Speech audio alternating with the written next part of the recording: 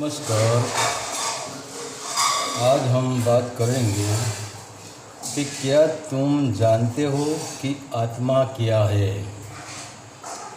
जहाँ पहले शून्य था, न शब्द था, न नाद था, न ध्वनि थी, न समय था, सिर्फ एक डार्क महा ऊर्जा थी, वह भी सुषुप्त अवस्था में थी। और वही महा ऊर्जा के स्पंदन से इसमें से एक डार्क शक्ति प्रकट हुई। जो डार्क महा ऊर्जा है वह पुरुष है, और इसमें से जो डार्क शक्ति प्रकट हुई वह प्रकृति है, जिसे हम काली भी कहते हैं, क्योंकि काली ही काले रंग की थी, क्योंकि वह एक डार्क शक्ति में से प्रकट हुई, उत्पन्न हुई थी। तो जिसे हम पुरुष और प्रकृति कहते हैं, शिव शक्ति भी कहते हैं, और अर्धनारीश्वर भी कहते हैं, क्योंकि अर्धनारीश्वर और प्रकृति का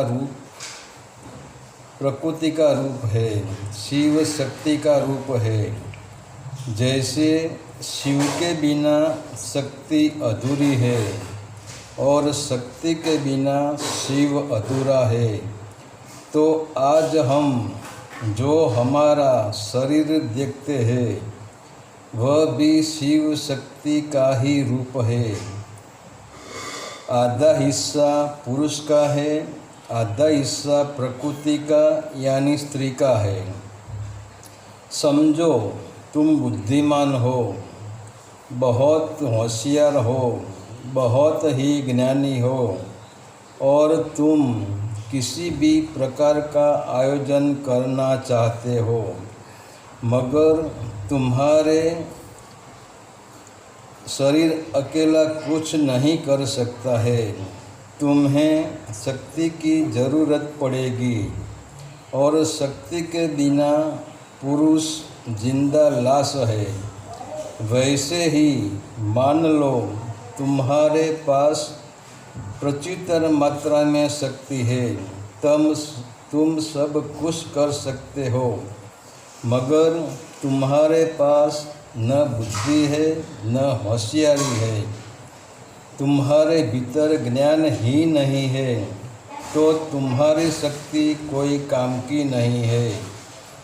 तो शक्ति भी शिव के बिना अधूरी है। और हम जो हमारा परिवार या विस्तार को बढ़ाते हैं या फैलाते हैं, तो विस्तार न अकेला पुरुष फैला सकता है कि न अकेली शक्ति यानी स्त्री फैला सकती है। दोनों के समागम से विस्तार बढ़ता है।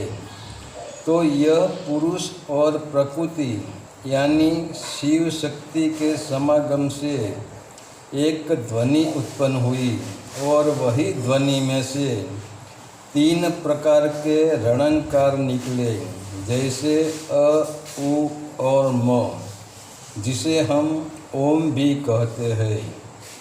फिर इसमें से 64 प्रकार की ध्वनि उत्पन्न हुई, जिसे हम 64 योगिनी भी कहते हैं।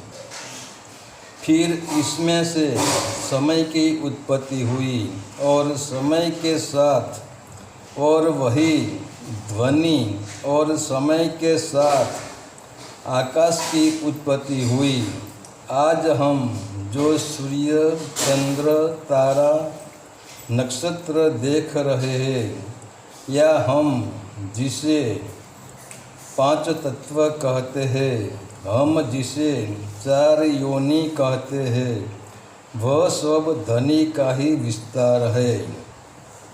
और किसी की ध्वनि एक नहीं हो सकती है। और जब महाप्रलय होता है तब सब ध्वनि समय के साथ ओम में डूब जाती है, जिसे हम आत्मा कहते हैं, जिसे हम चेतना कहते हैं। वह सब ध्वनि और तेज से ही तो जिसको ऐसा समझो कि जब जल सिर्फ जब आकाश में दो काले बादल टकराते हैं, दो बादलों का संगम होता है, समागम होता है, तो पहले एक बिजली चमकती है, फिर वही बिजली में से ध्वनि आती है। वैसे ही ओम में तेज और ध्वनि यानी नाद है। तो यह ध्वनि वह तेज पूरे अस्तित्व को चला रहा है। जैसे सागर में मछली है, वैसे हम भी आत्मा में, परमात्मा में, ध्वनि में, नाद में है। और कभी सागर की मछली कभी सागर के बाहर हो सकती है, मगर हम परमात्मा से बाहर नहीं हो सकते हैं।